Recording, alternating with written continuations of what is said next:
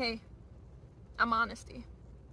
And I'm often misunderstood because, well, so many people misuse or never use me at all, which create the conflict people try so hard to avoid. But people don't understand that I actually create opportunities for them to resolve conflict.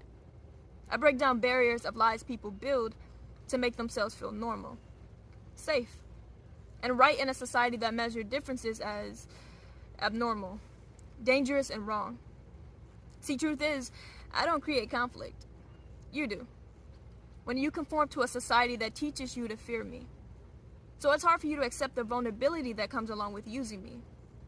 I mean, your own truth makes you uncomfortable. And it's hard for you to accept when people use me to live their truth.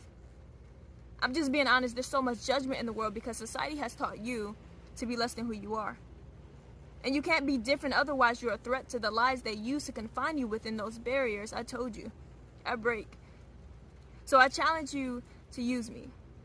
And I will give you the clarity you need to release the noise that clouds your mind.